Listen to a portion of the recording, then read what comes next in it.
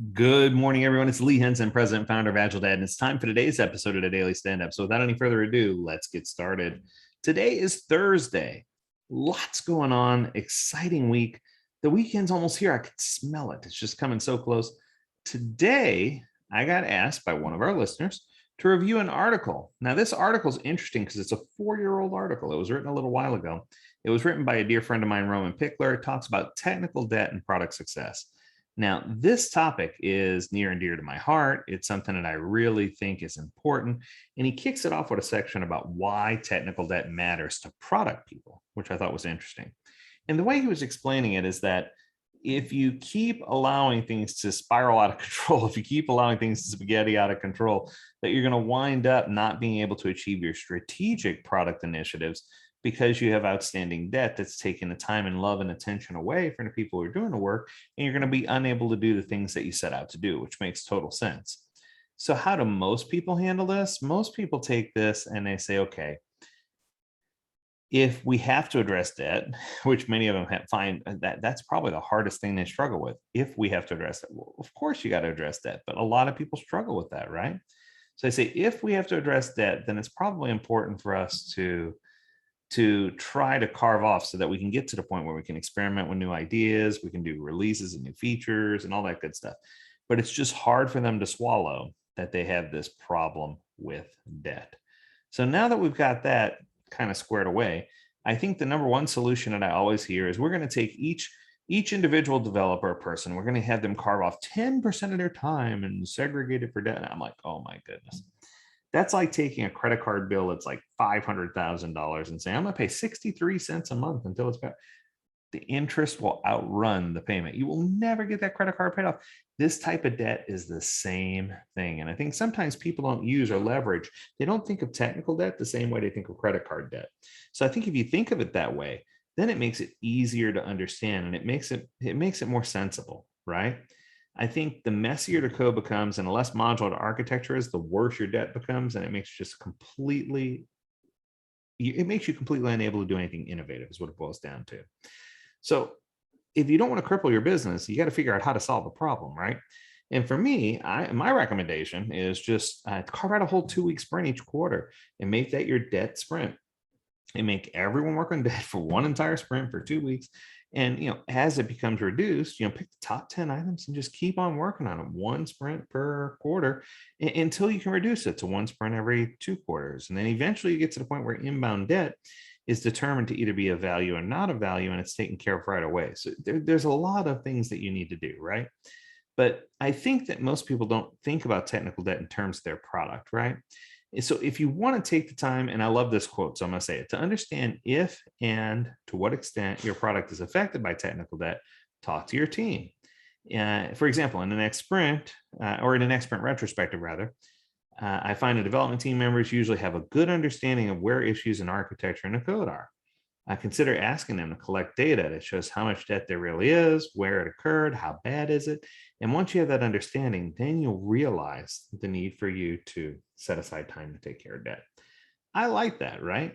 Because I think if we do that, that's going to help us to determine and figure out that if we're ever going to get to the point where we're building a true MVP, that we need to handle some of that architecture and infrastructure debt in order to be able to do it.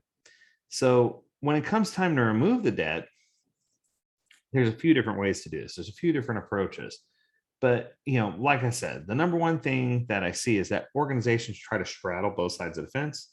They want to enhance their current product, build a new product, add new functionality to existing product, and they want to be able to take care of debt. And it doesn't work. You can't straddle that many things. It's like trying to put one foot in each of 4 corner states. It's hard, right? It's just hard for you to do. So the question is, if that's true, then when you have a significant amount of debt, what are you supposed to do? And I think part of this has to do with a concept that was made popular by Apple, and he talks about it here. It's a concept called KBNR, known but not resolved. And what they do is they say, yeah, some of this stuff is known, but we're not going to take time to try to figure this out at this point. We're just going to run with it the way that it is. And we're going to say the system's designed to be this way. And we're just going to roll with it until we get to the point where we can say, okay, you know what? We've got this. We are good. Let's move on, right? But it's interesting because what happens is if you treat it this way, you'll start to see the debt really decrease and you'll start to see things fold away. And if you see things that are showing up, for example, if you see things that are showing up in a roadmap or in a backlog that are just not supposed to be there, that's usually your sign that you need to set aside a debt sprint or two, right? Set up an architectural runway to take care of that debt. And I think that's something that's incredibly important. The other one is removing old debt.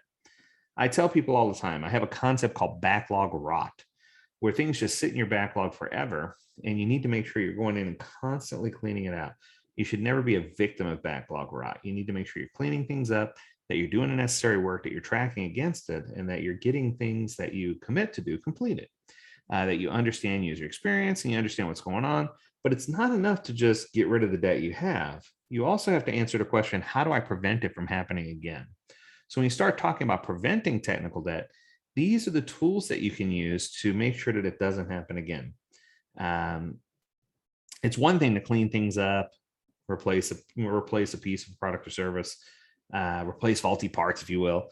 But it's a different thing to make sure, okay, now that we got this done, how can we do cleanup and make sure that we have a maintenance mode to make sure that this doesn't happen again? And I think people don't often think about the maintenance mode.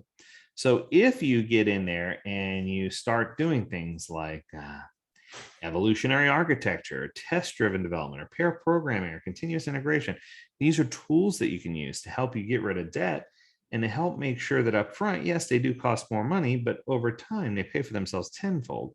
So it's one of those things where you make a small upfront investment to know that you're going to be speeding things up, that you're going to be moving faster, and that everything's going to go a lot smoother, right? So it's just one of those things that you have to do in order to make sure it's there. I think the last step for debt, and this one wasn't mentioned in the article, is to make sure that you understand how to handle new debt as it occurs.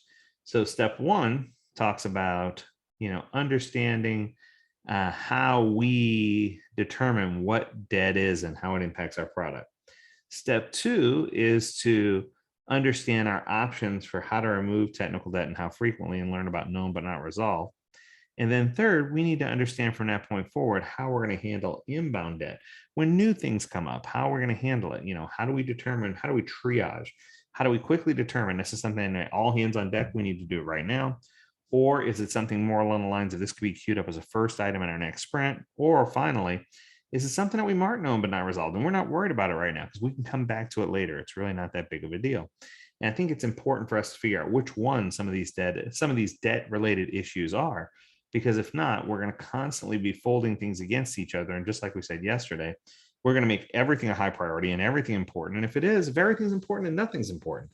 So it's just going to help train you and help teach you so that you can be physically better at what you do, and so that the team can be happier with the outcome from each sprint. Because rest assured, if you can focus on debt and get this resolved, you're going to have a lot happier team members, because they won't have the looming debt hanging over their shoulders when it comes time for enhancements, new features, innovation, and those kind of things.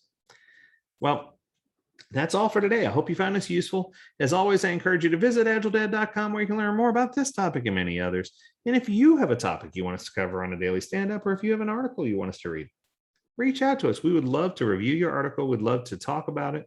We want to make sure that we give everybody the love and attention that they deserve. So as always, we encourage you to stay healthy, stay well, and stay agile, my friends. Until next time, do take care.